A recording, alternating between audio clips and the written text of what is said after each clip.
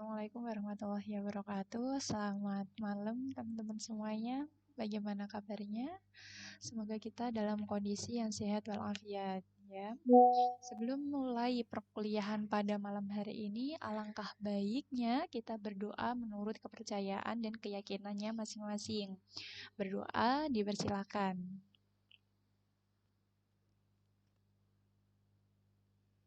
Doa selesai.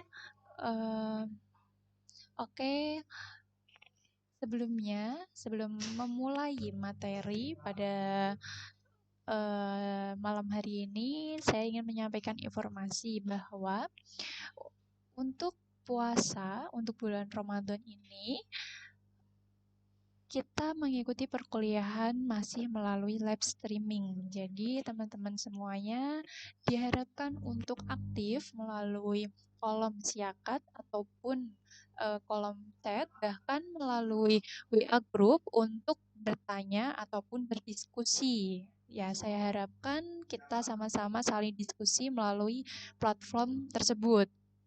Nah, untuk after Lebaran nanti, insya Allah kita akan kedatangan oleh praktisi.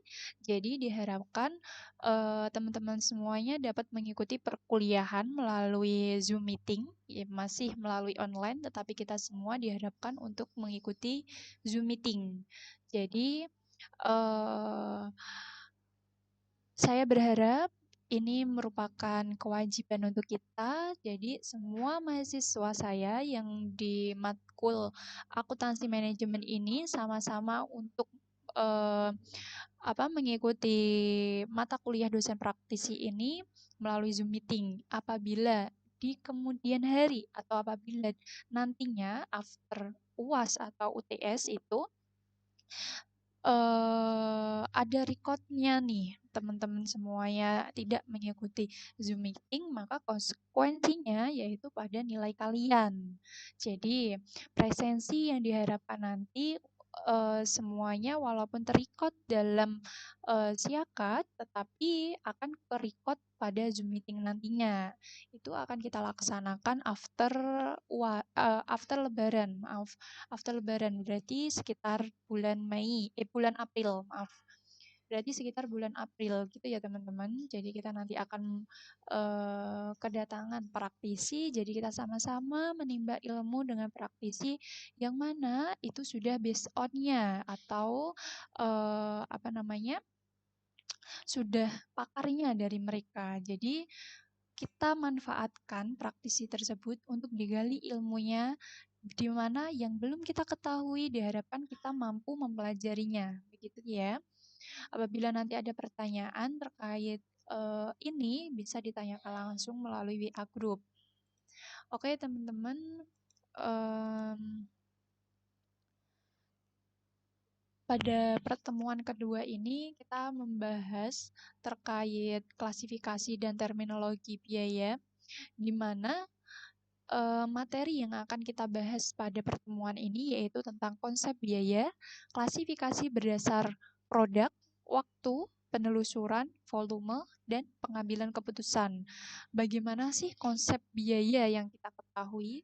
Pada dasarnya kita pasti tahu nih biaya, karena setiap harinya kita melakukan transaksi yang mana itu secara tersirat itu kita melakukan pengeluaran dan bahkan untuk penjual berarti pemasukan dan pembelian itu.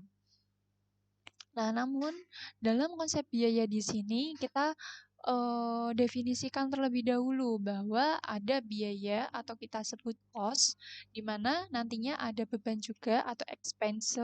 Nah, biaya atau cost ini merupakan sebuah kas atau setara dengan kas yang dikarbonkan untuk mendapatkan barang atau jasa.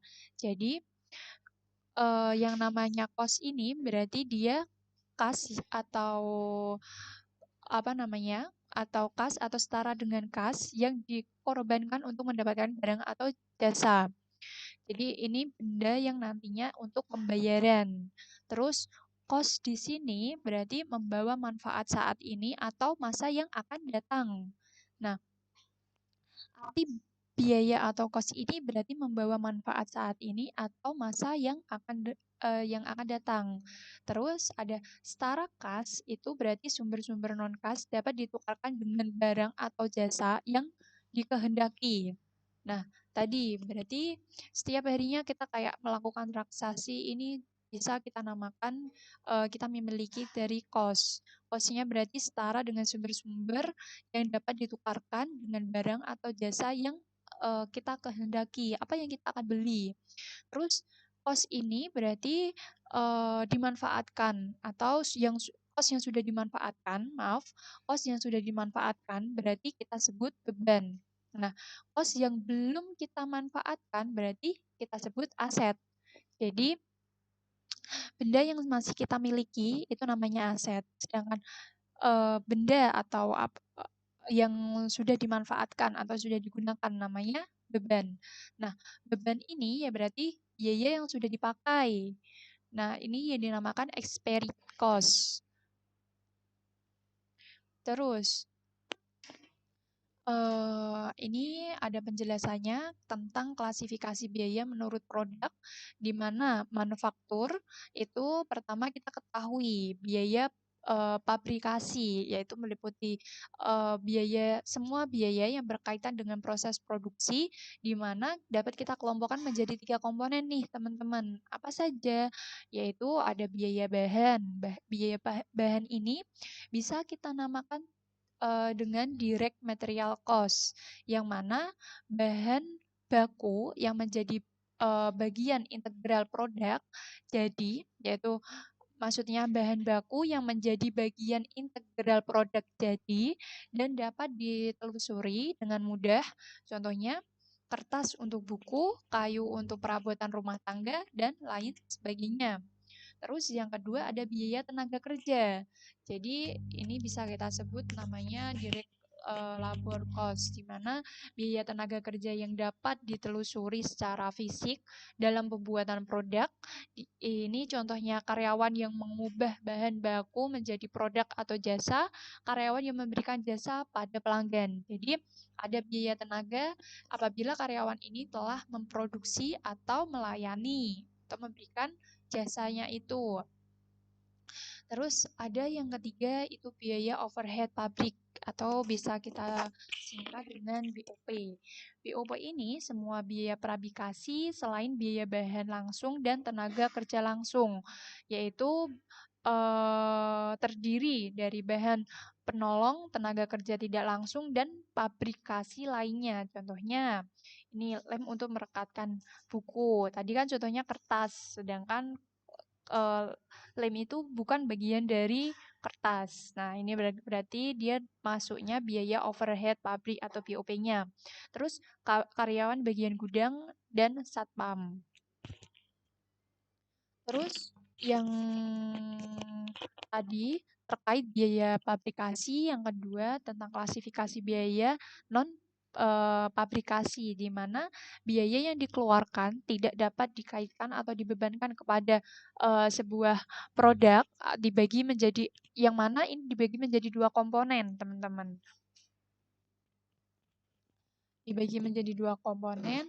Pertama, biaya pemasaran atau penjualan meliputi semua biaya yang dikeluarkan untuk mendapatkan pesanan pelanggan atau menyerahkan produk jadi atau jasa ke tangan pelanggan.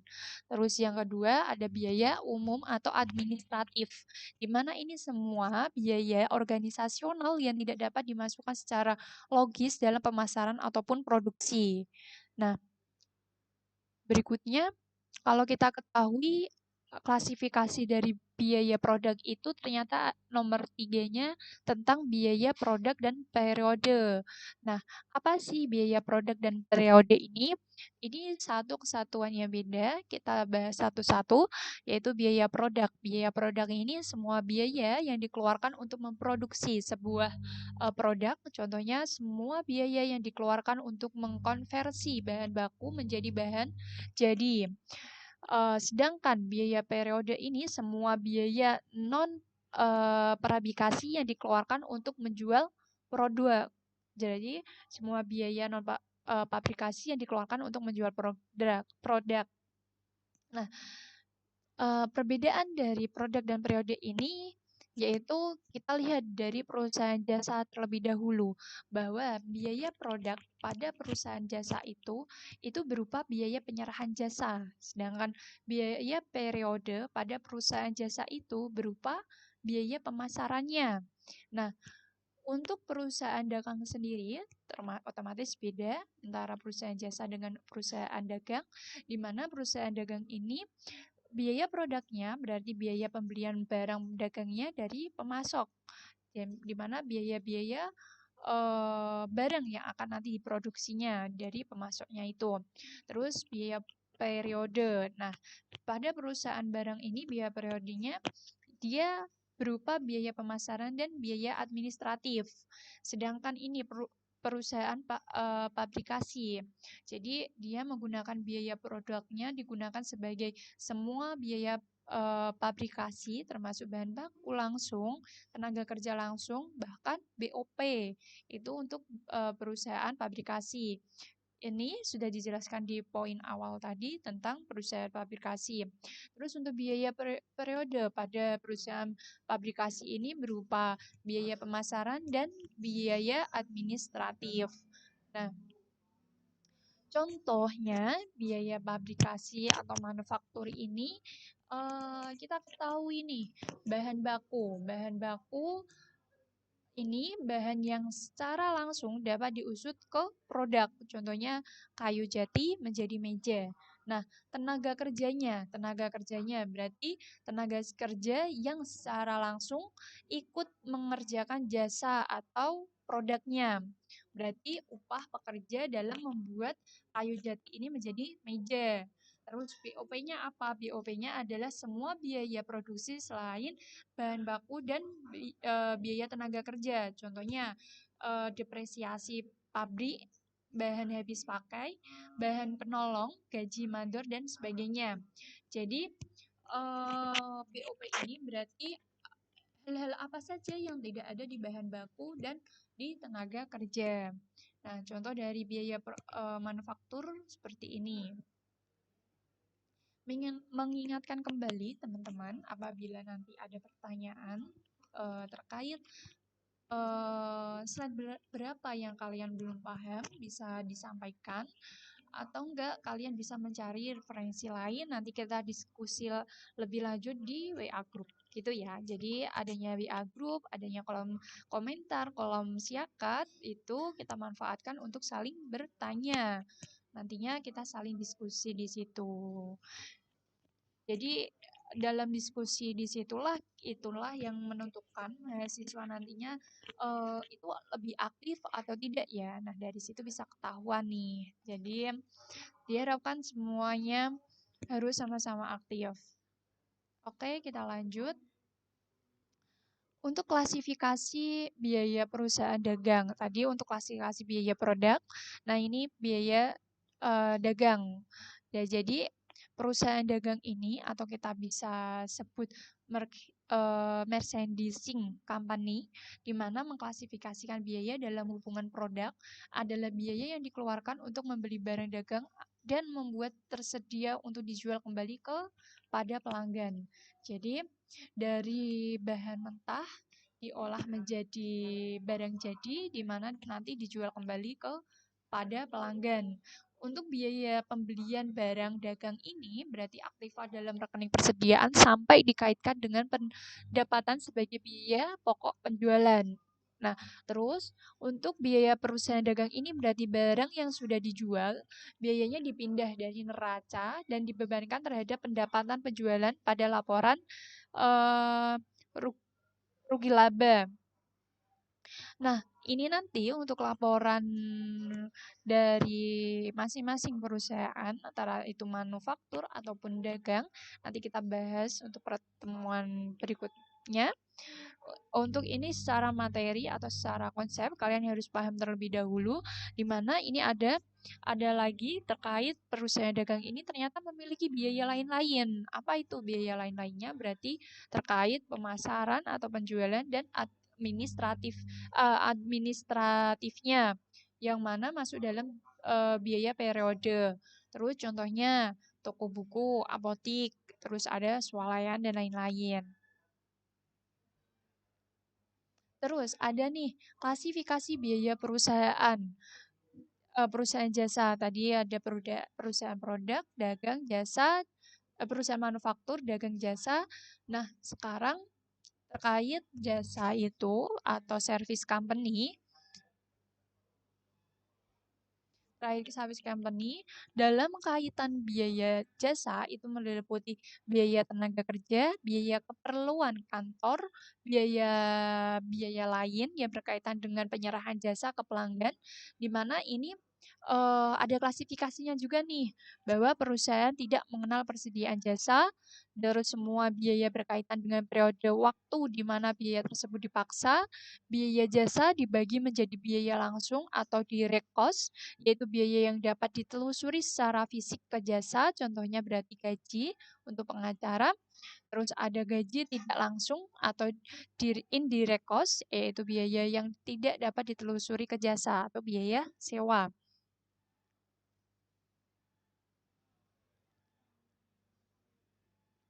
Terus ada klasifikasi biaya. Jadi menurut waktu pengakuan. Menurut waktu dan pengakuan itu ada biaya produk itu atau produk cost meliputi biaya bahan baku langsung, biaya tenaga kerja langsung dan biaya overhead pabrik.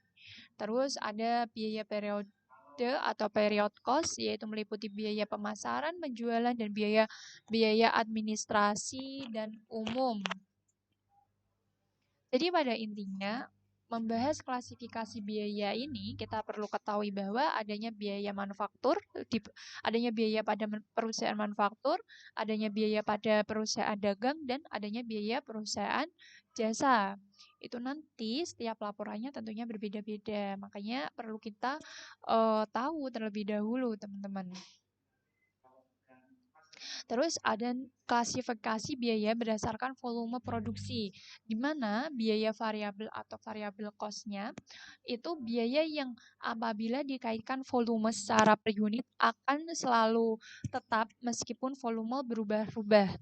Tetapi secara total akan selalu berubah secara proporsional dengan perubahan aktivitas dan secara unit relatif konstan pada rentang yang relevan. Itu yang dinamakan biaya variabel atau variable cost. Sedangkan fixed cost yaitu biaya yang secara total selalu tetap pada rentang relevan dan secara unit akan berubah secara berbalik dengan perubahan aktivitas. Terus ada biaya semi variabel. Apa itu biaya semi variabel? Biaya semi variabel itu biaya yang pada kondisi tertentu akan berpola sebagai biaya tetap dan pada kondisi tertentu lainnya akan berpola sebagai biaya variabel. Nah, ini mungkin berdasarkan volume produksi dulu kita berikan contoh bahwa biaya variabel ini kan berarti biayanya di mana ini dapat berubah-ubah. Apa sih yang dapat berubah-ubah kalau di perusahaan manufaktur tadi? Berarti terkait eh, biaya produksinya dan lain sebagainya. Nah, terus untuk biaya tetap, berarti biaya tetap apa atau fixed cost, berarti yang tidak berubah berarti kayak tempat, terus mesin dan lain sebagainya itu tidak berubah. Sedangkan semi variabel berarti dia bisa berubah menjadi biaya tetap dan bisa berubah dengan biaya variabel. Terus klasifikasi biaya berdasarkan penelusuran. Ternyata ada dua, biaya langsung dan biaya tidak langsung. Untuk biaya langsung, teman-teman semuanya, biaya langsung ini biaya yang dapat ditelusuri langsung atau diidentifikasi ke suatu objek biaya tertentu. Contoh, gaji karyawan bagian kantor, toko, biaya listrik pabrik, biaya perlengkapan toko, dan lain-lain. Terus yang kedua, biaya tidak langsung. Ini adalah biaya yang dikeluarkan untuk lebih dari satu objek biaya dan tidak dapat ditelusuri langsung ke objek biaya tertentu. Contohnya, biaya sewa gedung yang digunakan oleh beberapa departemen, biaya iklan untuk berbagai macam atau jenis produk dan lain-lainnya. Terus klasifikasi biaya berdasarkan pengambilan keputusan. Tadi berarti biaya ada diferensial, yaitu biaya yang berbeda di antara beberapa alternatif dan akan apa namanya, dikaitkan dengan pendapatan diferensial. Terus ada biaya tertanam atau sunk cost, yaitu biaya yang telah terjadi dan tidak dapat diubah oleh keputusan apapun yang dibuat saat ini ataupun untuk yang akan datang. Terus ada biaya kesempatan atau opportunity cost. Opportunity cost berarti biaya atau manfaat yang hilang pada saat keputusan telah diambil. Terus ada, maaf, tadi tentang klasifikasi biaya berdasarkan pengambilan keputusan. Terus selanjutnya tentang arus fisik produk. Nah, ini perlu kalian ketahui. Jadi ini berdasarkan gambar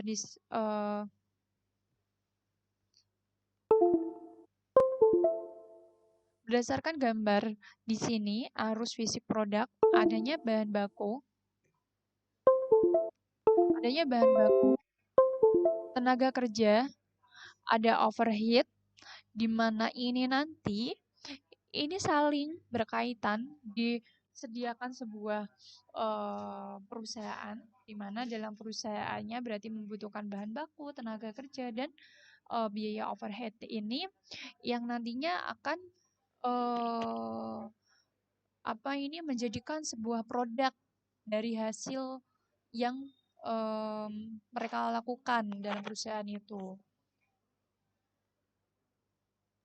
Secara konsep untuk pembahasan ini arus fisik produk ini berarti membutuhkan bahan baku, tenaga kerja dan overhead di mana ini saling berproses untuk memberikan produk jadi. Terus untuk arus biaya perusahaan manufaktur, untuk perusahaan arus biaya manufaktur itu ada bahan, di mana bahan ini bahan baku langsung dan bahan tidak langsung. Bahan baku kita bahas terlebih dahulu. Ada bahan dan tenaga kerja, di mana tenaga kerja ini nantinya dibagi tenaga kerja tidak langsung dan tenaga kerja langsung. Nah, tenaga kerja tidak langsung dengan bahan tidak langsung juga bahan tidak langsung, tenaga kerja tidak langsung ini nantinya akan membentuk BOP, biaya over BOP. Nah, BOP ini nanti ada menjadi barang ke barang dalam proses hingga barang jadi dan ketemulah HPP-nya. Tetapi apabila dari bahan ini membentuk bahan baku langsung dan tenaga kerja membentuk tenaga kerja langsung, maka secara langsung otomatis ke barang dalam proses dan langsung ke barang jadi hingga membentuk HPP harga pokok penjualannya. Jadi gitu untuk arus biaya perusahaan manufaktur.